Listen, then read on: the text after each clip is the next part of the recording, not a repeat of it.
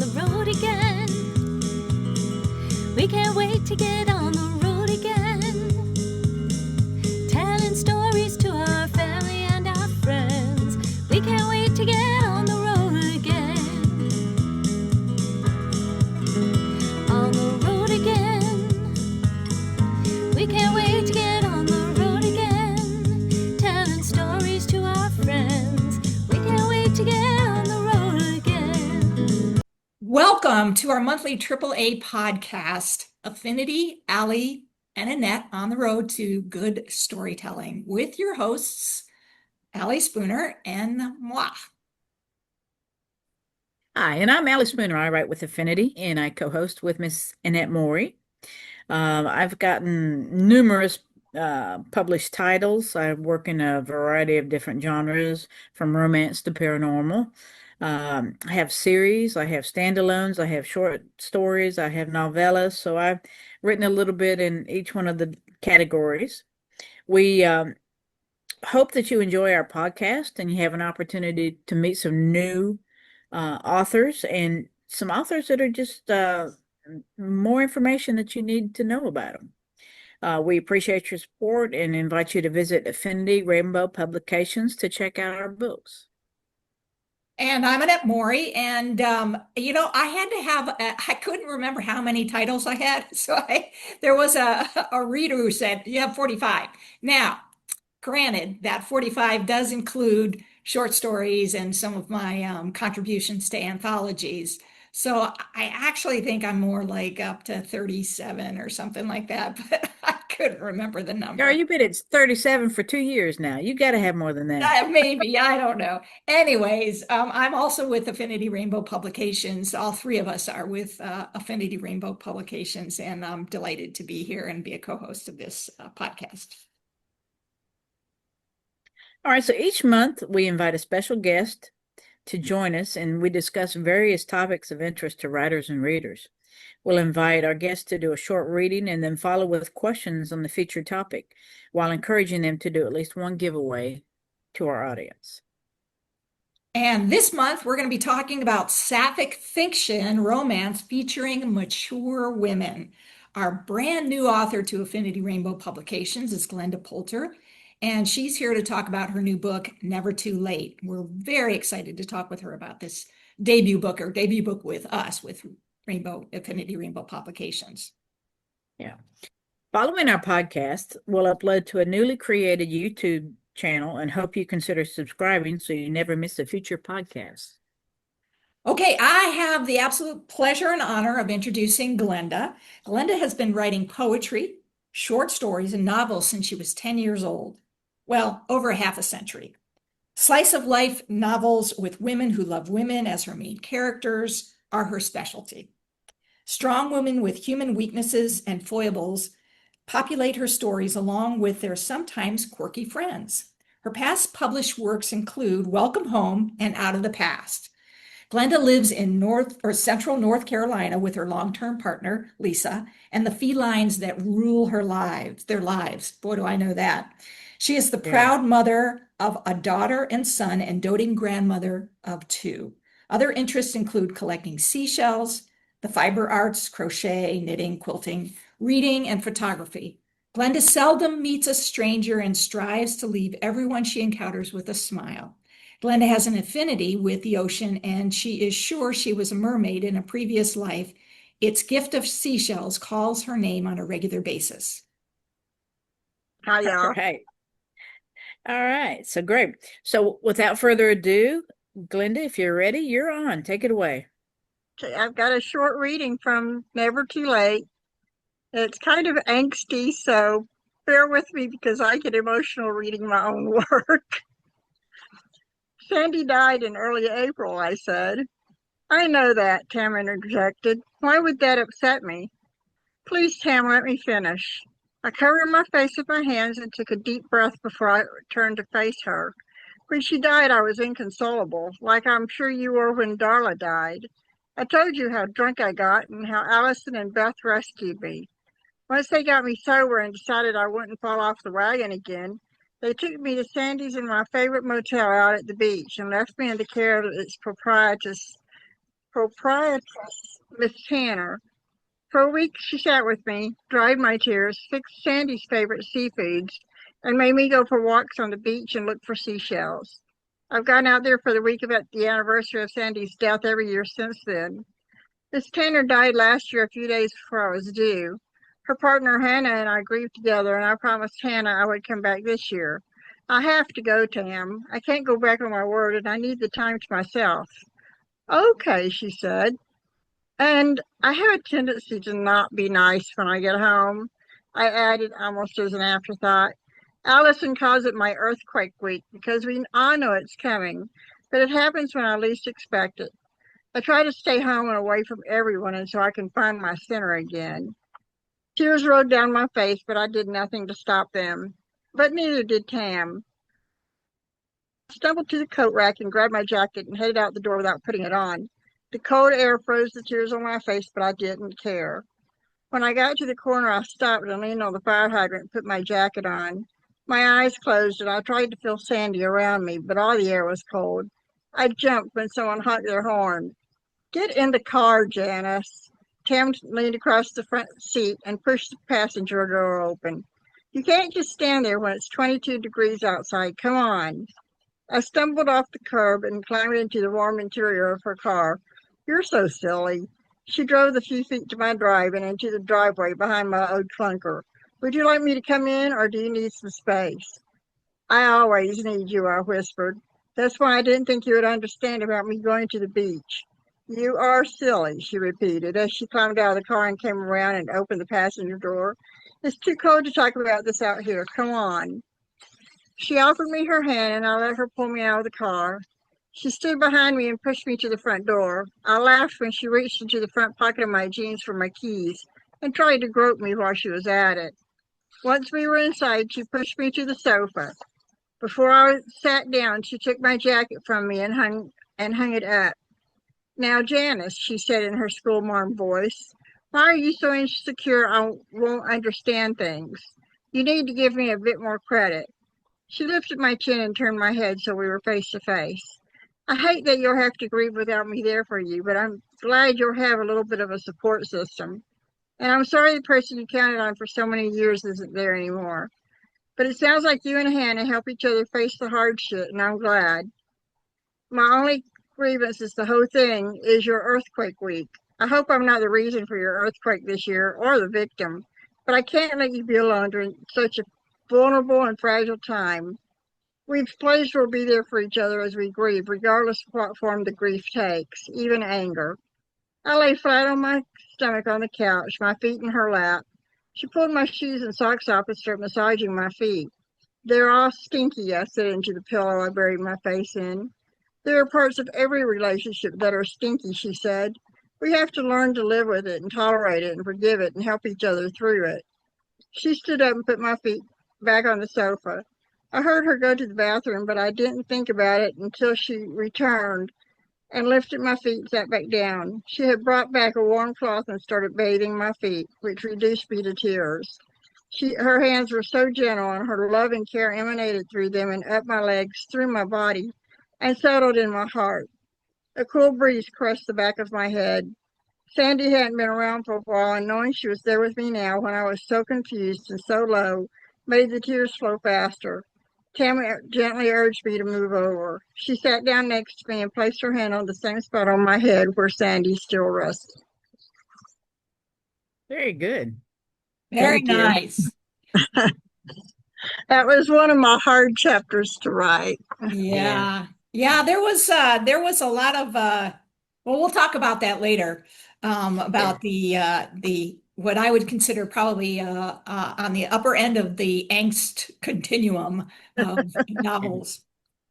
So we are absolutely delighted that you joined the Affinity Rainbow Publications family. And I was kind of interested in you talking about how what went into your decision to join a small publishing company versus remaining, a self-published author, which you were with your own publishing company before, correct? Correct. I self-published only one book. I had plans for more, but life got in the way. I lost a very dear friend to domestic violence, and it set me back about 10 years. It was about 10 years between losing Kathy and when I was able to. I had been writing the whole time, but it was about 10 years between losing her and when I finally decided to get back out there again. By then, my finances had dried up because I'm now on a fixed income, which is not always fun. And the money for quality editing and proofreading and cover design, all of those things just isn't in our budget. We have to eat rather than edit. So I decided to look for a small press. The big presses are great. They put out wonderful books, but I wanted a small press where I would get more one-on-one care and assistance and friends through a smaller press than you would get through a larger press. Right. Hope that made sense. It Yeah. does. Yeah. So hopefully you're happy with your experience so far with us. I'm more than happy. Everyone has treated me with such care, and when I've stuttered and stumbled, everyone's been very patient. So I really appreciate that. Good, Mm. good. Well, we're Well, glad it was a thank you. good experience for you. Yeah. Lately, we've seen a lot of posts on Facebook about readers wanting more books with mature women, but that hasn't always been the case. Why do you think there's a renewed interest in reading about women who are 40, 50, and even 60 plus now in stories? Well, population as a whole has aged. So obviously, the Sapphic community has also aged. Mhm. And like everyone else, we want to read books that look like us, that have protagonists that are our age and suffer through some of the same issues that people my age, mid 60s, suffer through, that they want to see them in the books. And I think that's one reason that there's been a renewed interest in books with mature characters. Just the aging, normal aging of the population. Yeah. Yeah, I think you're right. I think the groups that tend to the Sapphic reading groups tend to be an older crowd of individuals. A lot of folks in their 40s, 50s, 60s, even 70s. Yeah. Yeah, so I think you're spot on, and yeah, it used to be all the rage that books of characters in their 20s and 30s were kind of what everybody was reading, and I think that's slowly changing. I think you're right. I think people want to see themselves in novels. I do write books with characters in their 20s and 30s, but I'm discovering I don't know their language. They seem My kids are in their 40s and they speak a different language than I do. So it's hard for me to write too much for the younger audience because I simply don't have the right words. So I just got to stick to writing for people my age. Yeah, right. What you know. Yeah. Yeah, I'm not Yeah. sure I could write a character. You'd have to do some research, just like historical novels. You have to research the lingo Exactly. of the kids in the 20s and 30s now. Yeah. Anyways, so your book also touches on mental health. Tell us what inspired you to tell these stories, then take the mature women theme to basically a new level, combining both of those major uh, tropes, I guess. Well, I have mental health issues. I've been diagnosed as bipolar. I have anxiety issues, panic disorder. I've got all the alphabet disorders, and it's the same thing as the older women. They want to see people who look like them. People who suffer through mental health issues want to see them in books as well. And it's also a way to help people with mental health issues get over the stigma of having mental health issues, get over the shame of having to ask for help. If they see characters in books with their mental health issue, asking for and receiving help and support from their families. I think that's important to put out there so that people won't be afraid to ask for help and admit, hey, I got a problem and I need it.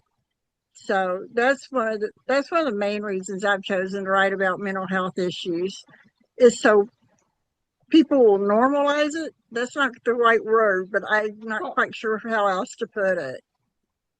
No, I think But you're right. Yeah. I probably normalize it may not be the best word to use, but to bring sort of awareness and Right. to fight some of the stereotypes Yeah. and myths. I've met some of the stereotypes, but not all of them. So I try to keep from writing the stereotypes.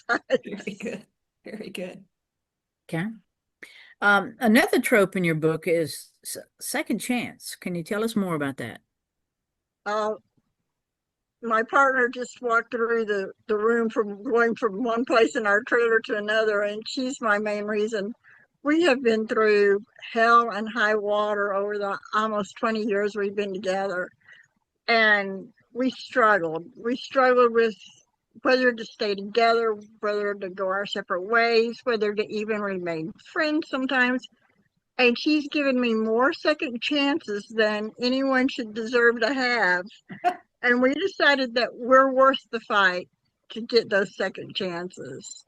So that's one of the reasons. It just comes natural, I think, considering some of the things that we've been through.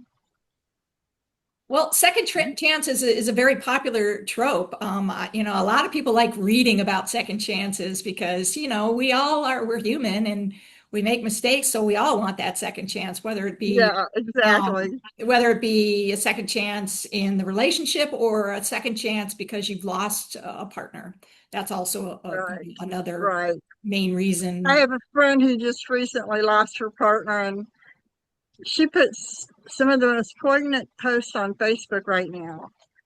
And I want to write a book about someone who's lost their partner, but I don't want to at the same time because I don't know that I'd be able to give it its due, since I've fortunately never been in that position. Yeah. But I think it would be an interesting thing to start thinking about at some point. That's something I might put my hand to. Don't know if it'll be readable, but I might put my hand to it. Yeah. It's a tough So, story to write, and you definitely have to stock up on Kleenex while you're writing. Yeah, yeah, exactly. absolutely. Yeah. Yeah. So, while we've seen more and more individuals asking for novels with mature women, it has been a hard sell, to be honest. And I think it's only just beginning to be less of a hard sell. Why do you think sapphic novels with mature women used to be such a hard sell? This might sound weird, but when you ignore something, it's not there, so it's not going to happen to you. And so before the population started aging and people started noticing, hey, there's a lot of old people around, we didn't want to think about being old. When I was 40, I didn't want to think about being 67. I wanted to think about being 40. And so I didn't read books about women who are 67 because that meant that I wasn't going to ever be 67. So, and it's the same with mental health. Some people aren't going to read my books because of the mental health issue, and that makes them feel safe. It's not going to happen to them because they're not reading about it. And I'm not sure that makes sense. And I struggled when I was going through the questions about how I'd answer that, but I think so many times we ignore what we're afraid of. And that's growing old, that's having mental health issues, that's losing a partner, that's losing a cat. It's if you ignore it, it's not going to happen. And I think that might be reason why for a while the young people wouldn't buy books about us older people, is because they weren't there yet. But now that Right. they're getting there, they want to read about books. They want to read books about people like them. Yeah, So, that's an interesting perspective, and I think you're probably right. I mean, a lot of us like to, well, I mean, while we want to be represented, we also like the fantasy, right? Which is why right, books about celebrities and people who are rich and beautiful and all of that, the same thing holds true for, a lot of the books used to always be about beautiful, young, thin women, and who are rich, who were perfect, versus more of a reality, a real person. exactly. And I think there is I think you're right. I think there's a resurgence now of, yeah, well, we sometimes like to just, get away in the fantasy. I think there's now more of an equal measure of, I also want to read the reality as well. I want to read Right. real people with real occupations, with real struggles, who are not rich, who may be 50 pounds overweight or whatever. Yeah. Interesting. Uh, some of my works in progress are showing more women who are full-sized women, which I was before I got sick and lost weight. I was a full-sized woman. My partner is a full-sized woman, and it's hard to find stories about women who have extra weight on them for one reason or another, whether it's something natural or a health issue or overeating. But we're out there. The heavy people are out there. So that's something that's starting to show up more in the writing I'm doing now. So maybe one of these days it'll be a poor fat person in my book. We don't know much about your previous novels, unfortunately. Can you tell us more about them and where people can find them? The Welcome Home was my first novel, which was written because my partner dared me to write a book. I had been saying, I'm going to write a book one day. I'm going to write. She finally looked at me. She said, well, then do it. Write me a book. So I wrote Welcome Home, which is basically about it's two halves. The front half is about a young person who's going through hell and high water, coming out to her family and her friends, and living through some really horrible times during her high school years, and leaves home as soon as she's out of school and doesn't go back for 30 years. And she goes back and starts reconciling with these people and finding out she has a found family. She doesn't need her blood family because she's got a found family. And so that's basically what Welcome Home is about. Unfortunately, it was produced by a company that's no longer in business, and all the rights to the book reverted back to me, and I haven't re put it back out there. And Lisa asked me about that the other day. I said, it is so out of date. I said, you never see anything in Welcome Home about people texting each other or even using a cell phone, because I wrote it in 2005, I think, when that wasn't so prevalent. So it's just so far out of date that I'd have to rewrite the whole thing to make it make sense. But I had an email recently from a lady who found one on Thrift Books, one of the copies on Thrift Books. So it might still be found in used book places, but unfortunately it's not available any other way. Yeah. Out of the Past has got to be my favorite book that I've ever written. And it's about antique store owners, and one of them just gets the strangest vibe from one of the pieces of furniture. And when they go to Charleston on a buying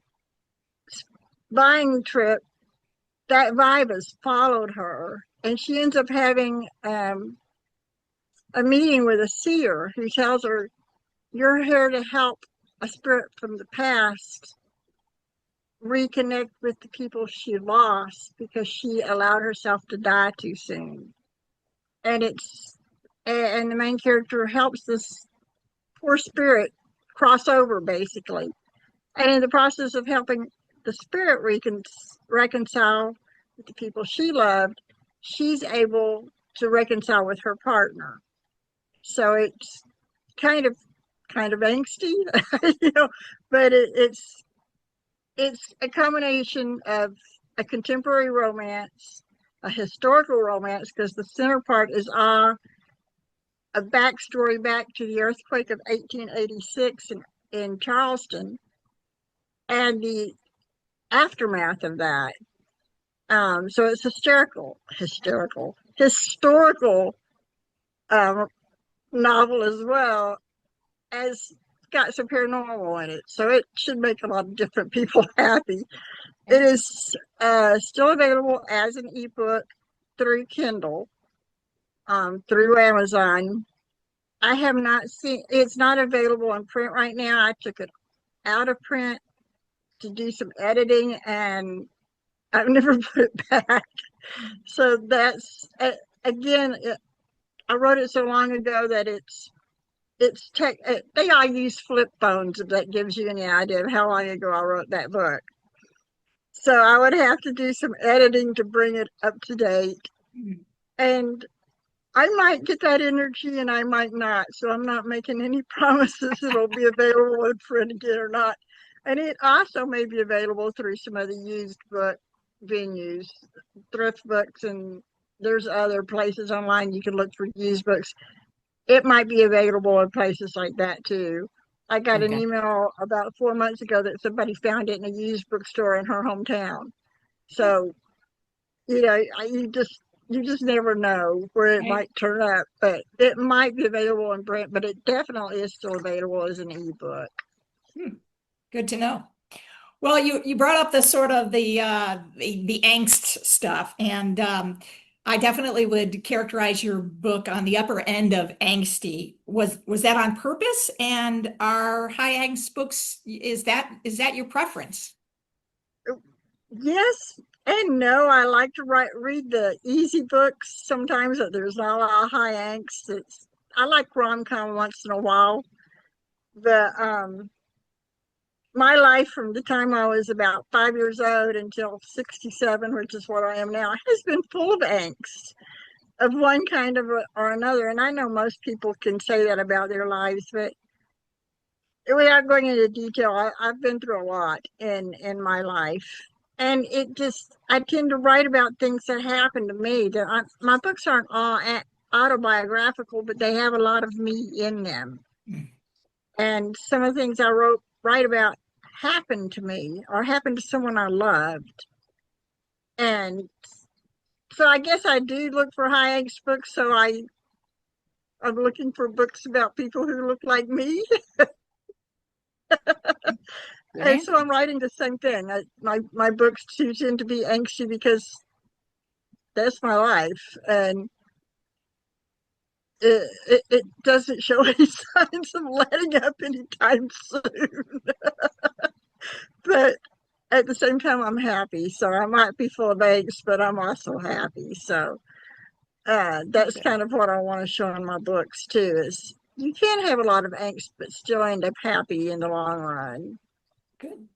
Yeah. Is Mermaid Tales Publishing a company you created? If so, what have you learned about self-publishing and the whole process? And do you have any regrets?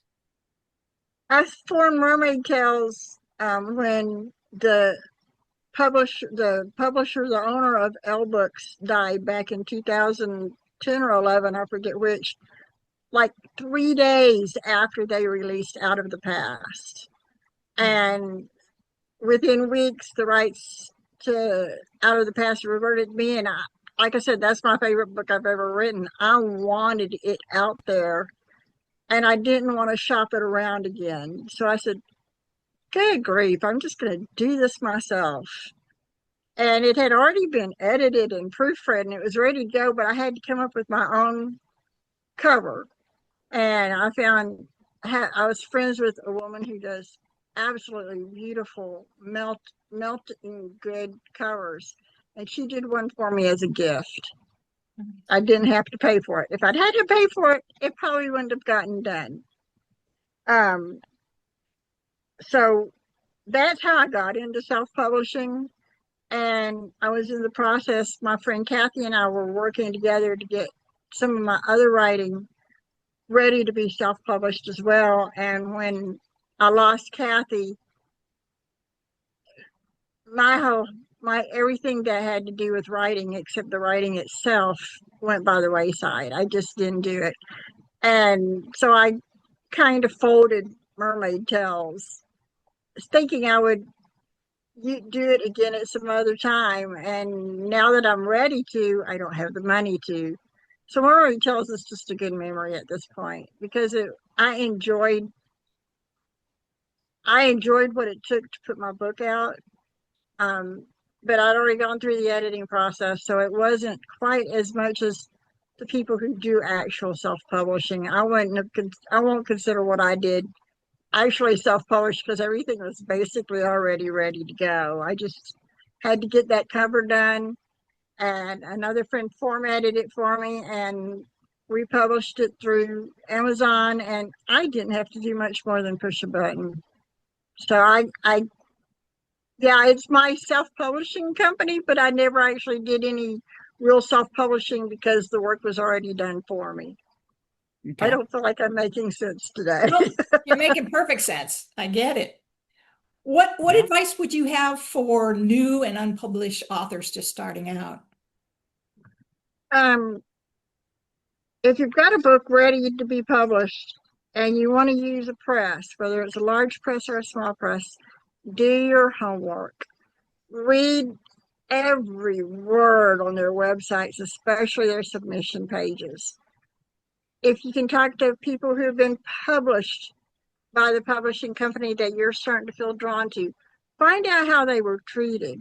Talk to them and ask them, what was your experience being published by this company? I didn't get a chance to do that with Affinity, but I'd heard such good things about Affinity. I didn't worry about not getting a chance to talk to someone.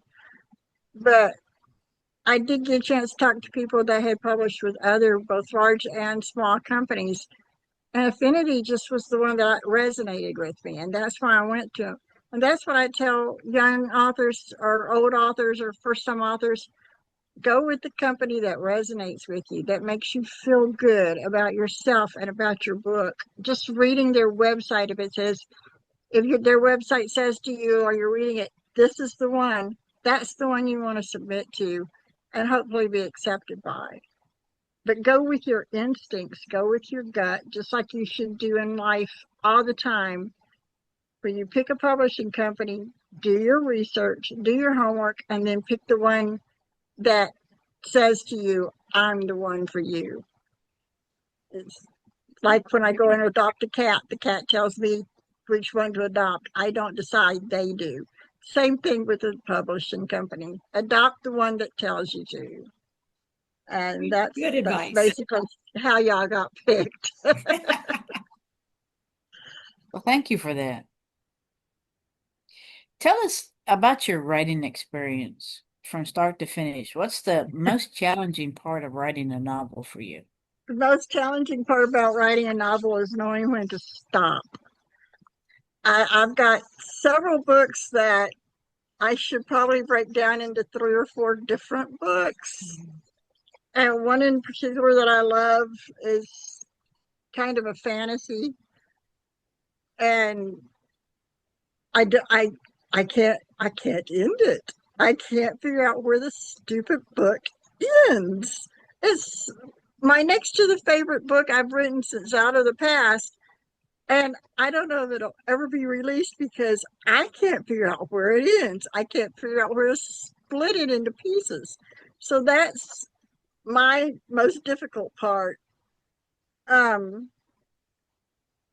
for writing experience, I'm a pantser. I hear something and it goes in my head, it won't go away, and I have to sit down and start writing about it. I found a picture of my grandmother when she was 14 with her violin, and I wrote a whole book about the girl with the violin. You know, my wife said something last night. She said, the plot's so thick it's pea soup. Oh my God, what a book that's about. You know, I had to write it down where she said it. She was watching something on TV and she said that. It's a plot so thick it's like pea soup. I went, oh, I got to use that line somewhere. So now I got to write a book just so I can use that line.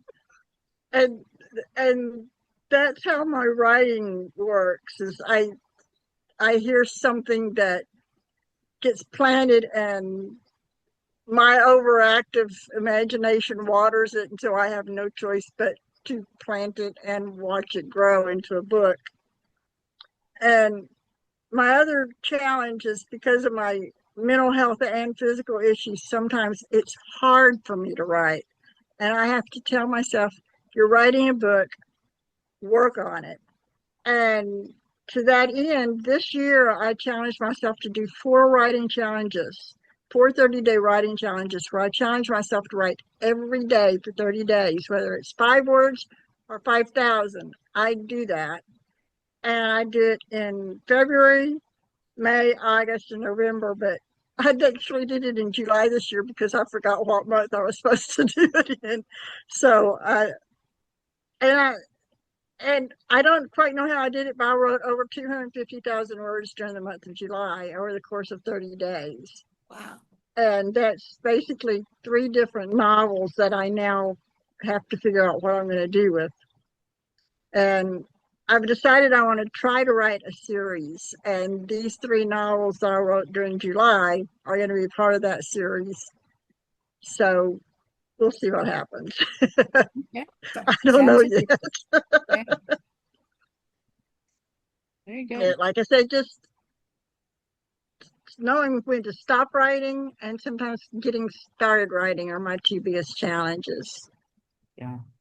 I had some issues with that when I first started, and some of my older books are extremely long. I mean, over 100,000 words, and it's like, okay, you got to be more succinct than that, and keep a reader's interest.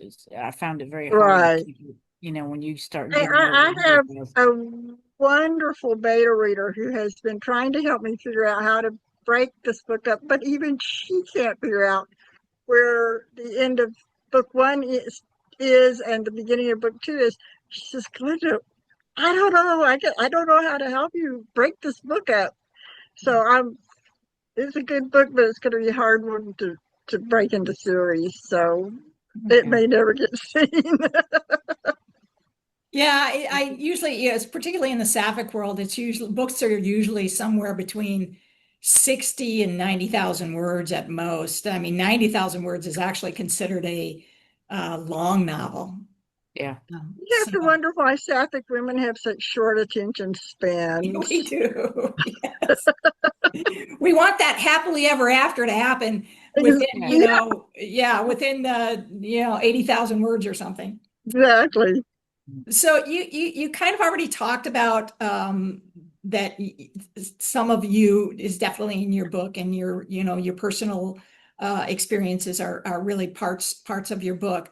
But do you do much research? Oh, heavens, Writing a yes. book? Google's my favorite, my best friend. I'll be writing a book and I'll have my character driving from point A to point B, and I have to go to Google to find out how far it is and how long it'll take them. And one of my books, the character wants to fix gumbo. I have made gumbo a million times, but when it came to thinking about what the ingredients were, I couldn't remember for the life of me. So I looked it up on Google. What's in gumbo? And sometimes things that happen to my characters that affect my characters' lives happened many years earlier. So I have to go back and research what happened during that year that might have affected her life 20 years later. What were the world issues, the Cold War, the walk on the moon, what affected her that she's still living parts of that 20 years later. And so, yeah, I do a lot of research, but I do it as I run across it. I don't do it before.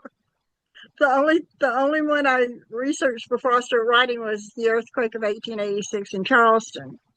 And I had read a snippet about that in a magazine and thought, that could make a good book, but I wanted to know all I could about it before I start writing. But that's the only one I did any pre-research on. The rest of them, I come to a point that I can't go any further until I do some research. So then I do the research. Pure pantser from starting to write to the end. Even the research is all done by the seat of my pants. Yeah. So yeah, I definitely do research.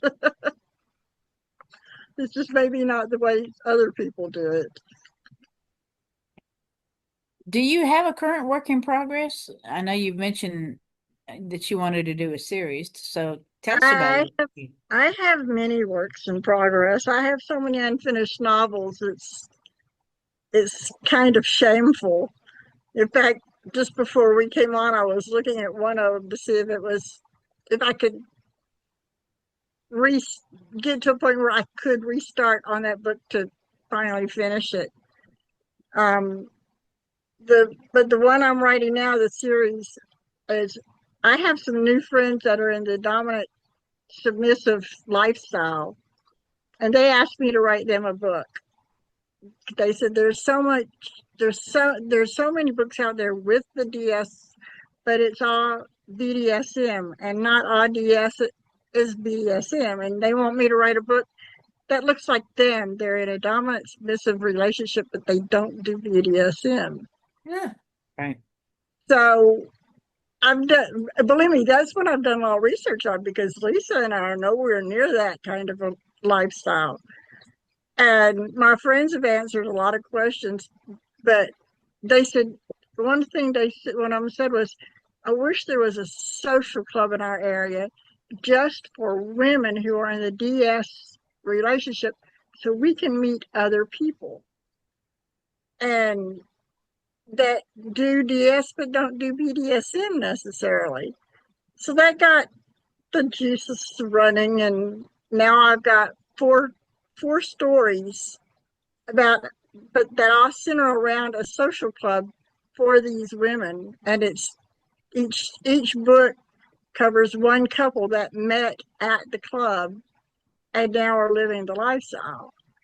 And I let my friends read a couple of them, and a couple of places they said, "Oh no, that's not how we do it." And other places said, "You hit that on the mark."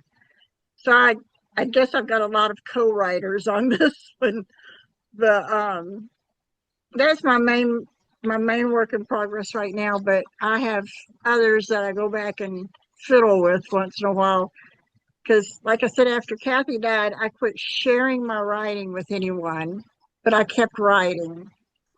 And so I have probably got about 15 to 20 novels either written or in process of being written. So yeah, I'd say I have a work in progress. Okay. Well, just gotta sit you down, let you finish up some of them. Yeah, that's and having mobility issues has helped in the writing, because I sit in my chair for longer periods of time, and I don't watch TV, so I have more time to write and read, and I've been doing a lot of reading and a lot of writing. So yeah, I guess that's one of the pros of having mobility issues. Yeah, and maybe consider your DS books as novellas and not full-length novels. And Right. Novellas are Yeah. popular too. yeah,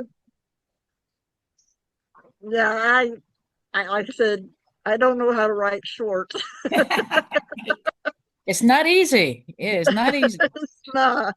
Oh, I can write short. Sometimes I have a hard time thinking of, more arc stuff to add to mine, especially my thrillers.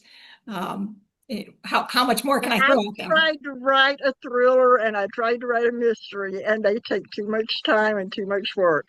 Y'all can keep writing those. I'm not going to mess with them. All right. Well, is there anything else, Glenda, that you would like to share with us before we close things off today? I'm just going to throw out one of the other things that I'm hoping to write a book about. I'm a cancer survivor, and I went through a bilateral mastectomy, and for personal reasons did not get reconstructive surgery, and I hate prosthesis. So I'm flat, totally flat. You don't find characters in my circumstance. So I am going to write a book about a woman who went through the surgery and now lives flat, and finding a way to regrow her self-esteem to regrow her self-confidence, to find a way to feel sexy again, to find a way to feel attractive again. Because I know how difficult that is. And I know I can't be the only sapphic woman out there in these shoes. So Absolutely. Yeah. that's my biggest goal. And I've even got a title for it. It's going to be called Flat in a Round World. And Nice title. that I've been playing with it off and on since I had the surgery 7 years ago now. In fact, 7 years ago tomorrow. So I'm very blessed to have not had to go through all the chemo and everything. I'm very blessed not to have had that experience. But my partner can tell you how hard it's been for me. You don't realize how much breasts have a place in your life until you don't have them. Right. And so I want to write that story for other people in my shoes. I don't know when or how it's going to get written, but it is going to get written. So that's the only other thing I wanted to share today. Is I want to let those people know somebody is hearing you and your story is going to get written. Yeah. So I would like to plug your audio. This is your first audio book, correct? I am having so much fun listening to the chapters as they come through my computer, and my partner has even enjoyed listen. She doesn't particularly like audiobooks, but she's like sitting in and listening to. Or yeah, I have to say the more I listen to the chapters as they're finished, the more excited I get for my audiobook. Yeah. It should be coming Mary out. Mary B's working hard on it, and I Yeah. think with the next I 2 to think 3 weeks, I think it'll be ready to go. I think he just sent me a chapter a little earlier today. I hadn't had a chance to listen to yet, so that's next on the agenda for when we're done here. Good. Okay. That should be coming out sometime later this month then, right? Yeah. Yeah. Yeah. Good. Yeah, to me that's almost as exciting as the book actually being released worldwide yesterday. Lisa laughed at me because every few hours I go, guess what, Lisa? She said, your book is out. I know. So yeah, I'm excited about that. Well, it's exciting to see your book, and it's also adding another level of just absolute joy to hear somebody else reading it. And it really It brings your is. characters to life. And I think Mary B's doing a great job. Yes, I agree 100%. Her reading my book has made me cry more than once, which is sort of what was supposed to happen, but it's unusual for the author to bawl her eyes out at it. But when you hear somebody read it and put the emotions to an actual voice is amazing. It is just amazing. I am enjoying it so much. Well, trust me, I bawl on mine all the time. So you're fine. You're fine. Yeah. That's good to know. Allie writes some tear jerkers. That's for sure. So it's been a delight to have you. I'm so glad to hear that you're still writing, and it'll be great to have your audiobook coming out there. Thank you for joining us today. Don't forget, those of you out there who are listening, to check out our YouTube channel and subscribe. Next month, we'll be talking about young adult novels, the other end of the continuum, with our brand new author, Livia James. And unless there's anything else that anybody has to say, I think we're good to go.